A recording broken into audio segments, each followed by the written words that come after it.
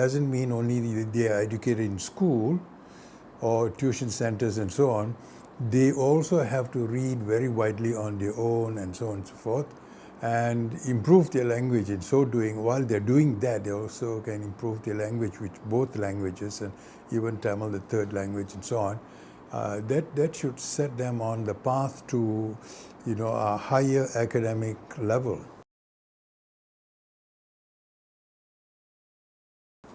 I mean, I've been saying this for a long, long time, maybe 20, 30 years, that the English connects you to the world, and you must know English, and in that way, also to write well and speak well and so on and so forth. That would sort of be an added credit to their name, you see, and people will snap you up. And I think it's become true now. The people are looking for those who have a good knowledge of English and are proficient and can write well and speak well and so on, because, as you know, like you said, it's a global language. We have become racially divided, and I didn't want that kind of division. I wanted to close the gap and say, look, we are all come from the same earth. The soil may be slightly different, but not so different from the earth in Malaysia may not be that different in India or that different in Sri Lanka or in England or whatever. So if the earth is so accommodative to us, why not we be accommodative to everybody who has spent quite a bit of, or born here at least, and have given whatever they can to the country, because so everybody has given something, not that only one group has given something.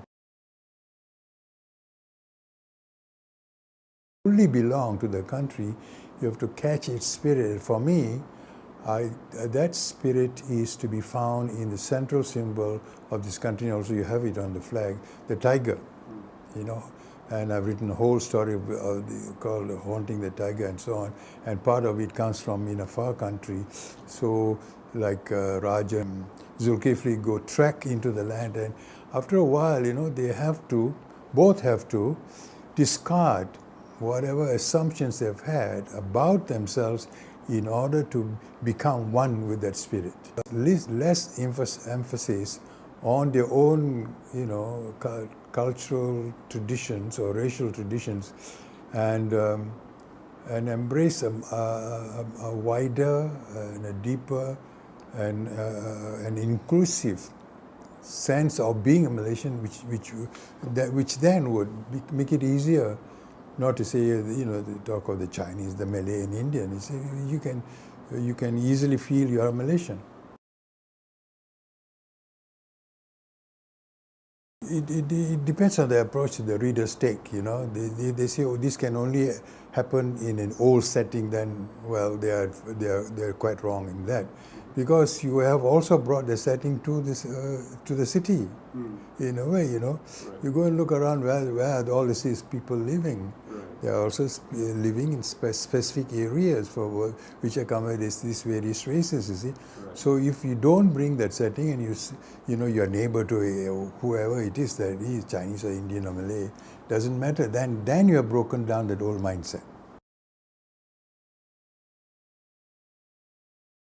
I think two things can be done. One is that they must sort of say what alcohol does to them, to their bodies and their minds and so on.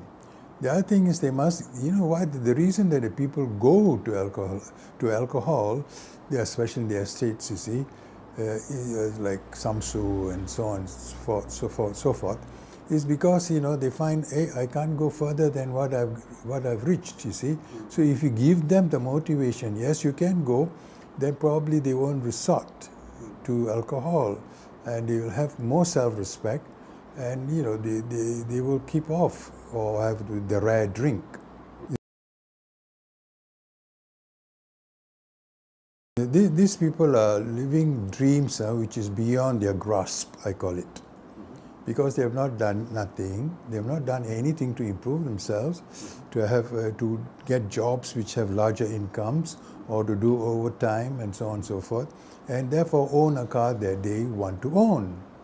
You see, So they go around, fast, earning a fast buck, that is through robbery and smashing into houses and so on and so forth. That's not, you must discourage that kind of attitude, you see. And if the second one is, if they're given greater incentive in terms of promotion and this and that, probably that kind of this kind of thuggism or gangsterism will go.